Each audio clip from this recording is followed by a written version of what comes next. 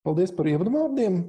Tūlīt pēc manas prezentācijas sekos prezentācija no manas kolēģis Ievas Vērzemnieces no Altuma, kas stāstīs ļoti specifiski par vienu programmu, kas domāju, ka ļoti daudziem ir zināma, tā sauktā daudzdzīvokļu māju siltināšana, energoefektivitātes programma, ko īsteno Altums. Viņi stāstīs par jauno projektu pieņemšanas kārtu, kas sākās jau pagājušā gada 8. decembrī. Tad, principā, par tādu ļoti specifisku lietu tur iet detaļās.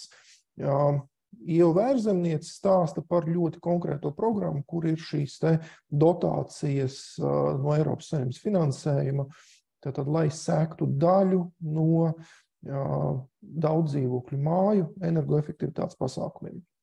Es izstāstīšu nosacīt ievadu, lai sagatavotos Ievas prezentācijai. Un tas, ko es izstāstīšu, ir, kāda ir loģika un kāds ir ietvars un kas ir vēl tas, ko var darīt bez vienkārši aiziet uz Altu un paņemt finansējumu daudzdzīvokļu mājām.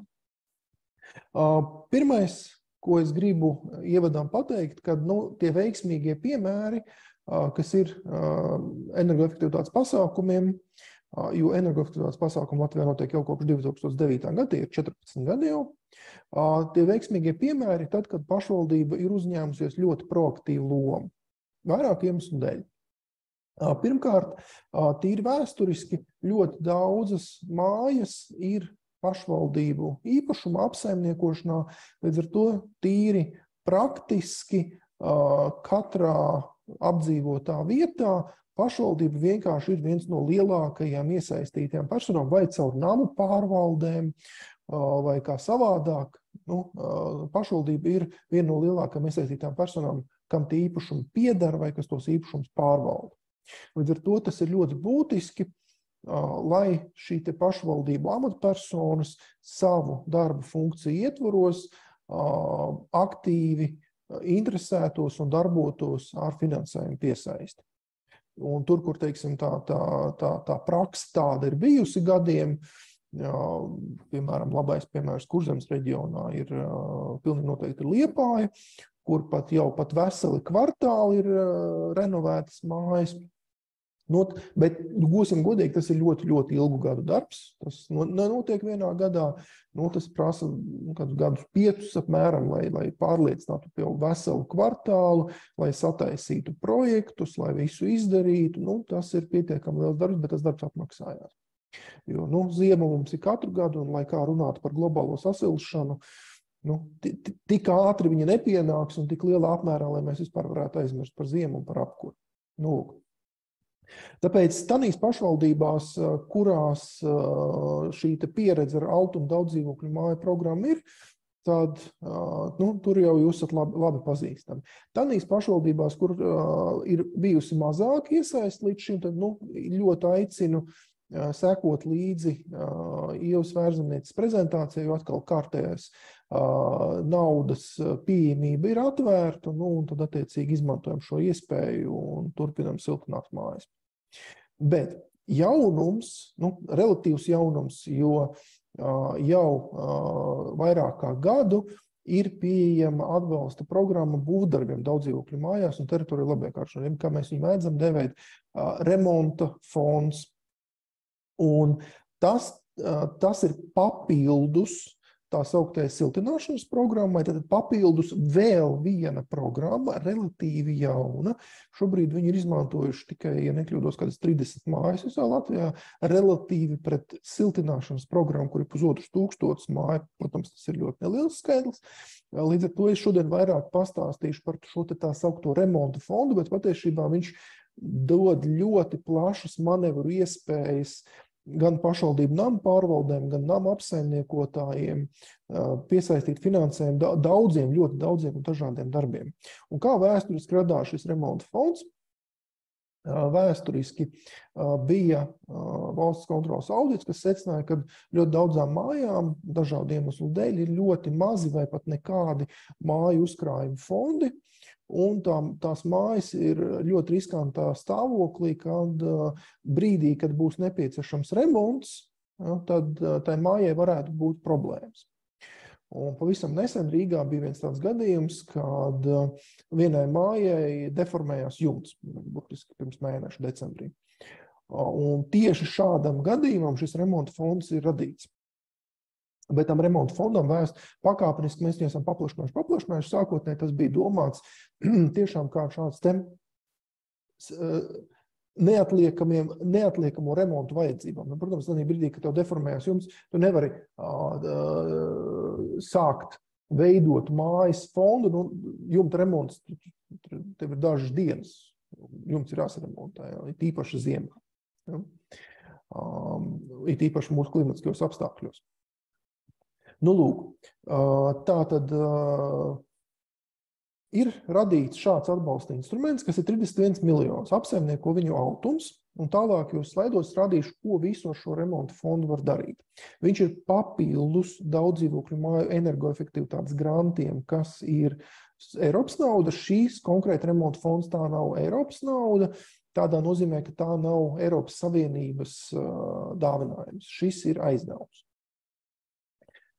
Bet aizdevums ar tādu domu, ka viņš ir ļoti plaši pieejams visdažādākajām vajadzībām. Tas var būt līdz 400,000 eiro vienai mājai, līdz 20 gadiem, ar procentu likmi 3,9% gadā. Nodrošinājums ir, kā jau tipiskam kredītam, tad ir jābūt nodrošinājumam pret attiecīgi pret šo māju. Bet, ja daudzdzīvokļu māja tā sauktā siltināšana, viņa tiešām ir ierobežota tīri uz siltināšanu, uz energoefektivitāti, un tur tiek mērīta atdeve, un viņai ir jābūt pietiekami lielai, tad tas ierobežo, piemēram, tādu jumta avārijas remontu, kā pavisam nesen mums Rīgā viens gadījums bija. Ja? Bet ir ļoti daudz citas lietas mājās, kas var būt nepieciešamas, gan jumti, gan kāpņu telpas, gan lifti, gan, piemēram, dažādas komunikācijas, tie paši ūdens stāvvadi, elektrības, apgaismojumi, kāpņu telpas, ārdurvis, pagrabi. Ir ļoti, ļoti daudz remonti, kam ietekme uz energoefektivitāti nav tik liela, lai saņemtu Eiropas Savienības finansējumu, bet kas joprojām ir vajadzīgi. Vai arī, piemēram, ja šīs te daudzdzīvokļu mājas siltināšanas programmā tiek saņemts finansējums, ļoti bieži gadās tā, kad ja jau reizi troksnis, putekļi mājā ir, tad pie reizes izdarām visu līdz galam. Ja? Un tad šis remonta fonds ir ļoti lieliski iespēja apvienot siltināšanu ar citiem steidzamiem, neatliekamiem vai vajadzīgiem remonta darbiem, lai to māju sakārtotu. Un šī ir tā iespēja, ka ja bankas, diemžēl tā tas ir, ka bankas nekreditē pilnīgi visur, nosacījumi ļoti dažādi. Es pēc tam nākamajā slaidā rādīšu, kur tās atšķirības starp Altuma pieeju un Komercbankas pieeju. Komercbanka var kreditēt, bet viņi bieži vien uzstāda diezgan augsts nosacījums. Komercbankām tomēr ir vēlme, lai mājai ir ļoti liels konsenss, un Altums tādā ziņā nosaka minimālo slieksni, cik ir jābūt mājas piekrišanai. Komercbankas pēc saviem riska profiliem var uzstādīt augstāks, viņas tomēr privāti iestādes. Altums uzstāda minimālo slieksni, kas ir noteikts likumdošanā un neiet uz augšu. Ja. Tieši tāpatās, Altuma iespējas ir arī finansēt tieši reģionos, jo Komercbankas ļoti labprāt un aktīvs ir lielās apdzīvotās vietās, reģionos. Tur jau ir Komercbanku pieejas piesardzība. Bet tad šī te remonta fonda sākotnējā ideja tad finansēt avārijas, finansēt steidzamus remontus, neatliekamus remontus, ir attīstījusies, un viņa turpina attīstīties aizvien tālāk, un mēs arī turpinām šo programmu paplašināt tā, lai principā ideiski, lai varētu nofinansēt visu to, ko vajag nofinansēt, bet, piemēram, mājas uzkrājums neļauj veikt remontu, nekavējoties pa saviem līdzekļiem, un, piemēram, ir pietiekami grūts process piesaistīt Komercbankas finansējumu. Līdz ar to šis remonta fonda finansējums tādā veidā ir pieejams gandrīz visam, kas ir nepieciešams. Un speciāli viņš tiek veidots, lai kombinētu, papildinātu un apvienotu ar siltināšanas programmu, tādā veidā paplašinot šo siltināšanas programmu. Ņemot vērā to, ka mums šodien ir ļoti daudz pārstāvu no pašvaldībām, tad es ļoti gribētu uzsvērt, ka šīs ir tas veids, kā finansēt vajadzības, kurām līdz šim finansējuma pieejamība bija problēma. Ja, tad, tieši šis remonta fonds ir iespējams, ir atbilde uz to, ka līdz šim bija vajadzīgi remonti, viņus nevarēja nofinansēt. Nebija, kur viņus nofinansēt. Un iespējams, ka šī ir tā īsta atbilde. Kā jūs teicu, ja 1500 mājas ir jau siltinājušās, tāda, piemēram, šeit ir tikai 30, un, teiksim, es gribētu izmantot iespēju un pievērst pašvaldību uzmanību, ka Altums nodrošina ne tikai ļoti labi zināmo siltināšanu, bet arī vēl bez siltināšanas tai pašai mājai papildus finansējumu vēl citām lietām. Līdz ar to šodien izmantošu iespēju un pareklamēšu šo programmu. Un tas ir ļoti būtiski, manuprāt, tas ir tas būtiskais signāls pašvaldībām, pārvaldēm, pašvaldībām, tām mājām, kurām jau ir uzkrājušies dažādi darbi, šī ir tā iespēja to izdarīt. Un to ir ļoti lieliski iespēja izdarīt kopā ar siltināšanas un energoefektivitātes darbiem, tādā veidā iegūstot vēl lielāku efektu, vēl lielāku uzlabojumu, vēl lielāku ilgtspēju no tiem darbiem, kas tiek finansēti tieši ar Eiropas Savienības finansējumu. Ja? Tā skaitā šeit ir iespēja arī sagatavoties caur šo remontu fondu. Viņš var būt gan kā pirms siltināšanas, lai sagatavotu māju siltināšanai. Tā skaitā, piemēram, sagatavot dokumentāciju, sagatavot mājas novērtējumu, veikt mājas izpēti. Ja?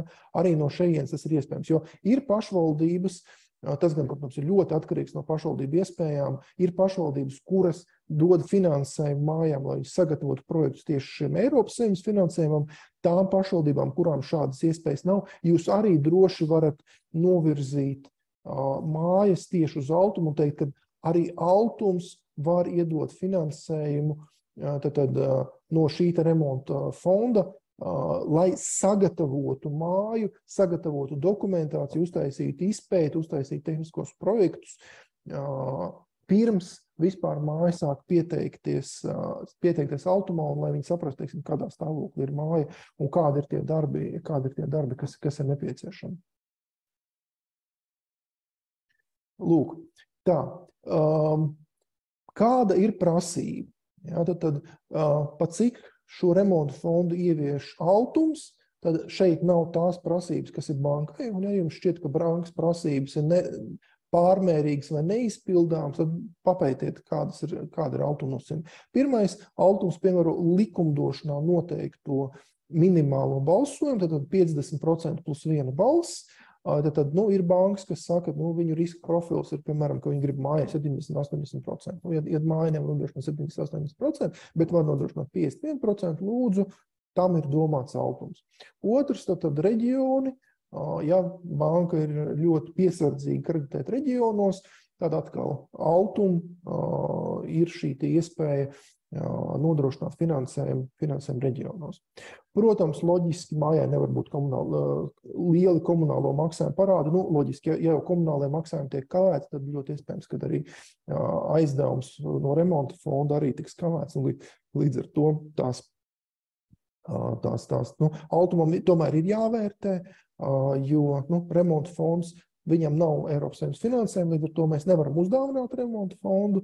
Viņš ir domāts kā atjaunošais fonds, kur tā nauda tiek aizdota, bet tad attiecīgi nākamie aizdevumi jau nāks no tā finansējuma, kas tiek atmaksāts par iepriekšējiem aizdevumiem. Ja, tādā veidā dāvināto naudu mēs, diemžēl, varam izmantot tikai Eiropas Savienības. Tas, ko Eiropas Savienība uzdāvina Latvijai, to mēs arī attiecīgi varam kā dotāciju dot tālāk, bet to, ko mums nedāvina, to, kas mums pašiem ir jāsagādā, to, diemžēl, mēs dāvināt nevaram, tāpēc, ka no kurienes tad nauda tiks atmaksāta. Nu, lūk. Un tāpēc šis tiek vērtēts arī no atmaksāšanās iespējas, bet, kā jau es teicu, tad sakārtojot māju, jo neaizmirsīsim, ka izmaksas mājās mēdz būt ne tikai par siltumu, ir mazāks izmaksas, bet arī ūdens, piemēram, ir mājas, kurās ir ūdens zudumi, arī ūdens saimniecība ir jāsakārto, un arī tur veidojās finansējuma ietaupījumi. Tieši tāpat kā, piemēram, dažādas avārijas, ja viņas mājā gadās, vai, piemēram, labāk tad vienreiz uztaisīt remontu, un nevis ik pa brīdim taisīt steidzamas avārijas remonts, varbūt labāk vasarā kārtīgi sakārtot māju, lai ziemā nav pārsteigumu un ziemā nav kaut kādi ekstrā darbi. Lūk, līdz ar to, noslēdzot manu stāstu, tad Ieva Ērzemniece tūlīt izstāstīs, es domāju, ļoti daudz, ļoti labi zinām programmu par daudzdzīvokļu māju siltināšanu, bet tas, ko es gribu pateikt, tas nav vienīgais, ir arī vēl šis remonta fonds, kas papildina, paplašina, un kas var būt arī kā priekšdarbi daudzdzīvokļu māju siltināšanai, un es ļoti gribētu aicināt pašvaldības iepazīties ar šo iespēju un pilnīgi noteikti izplatīt informāciju namu pārvaldēm, iedzīvotājiem, kad tas, ka mājai nav izveidojies uzkrājums, nenozīmē, ka māja neko nevar izdarīt. Ir iespēja Altumā finansēt dažādus darbus, gan ar, gan bez Eiropas Savienības grantiem, kas ir domāti tieši specifiski siltināšanai. Tad, kā redzat, tās iespējas paplašanās, un šī remonta fonda programmā es ļoti ieteiktu sekot līdzi, jo mēs viņu regulāri paplašinām.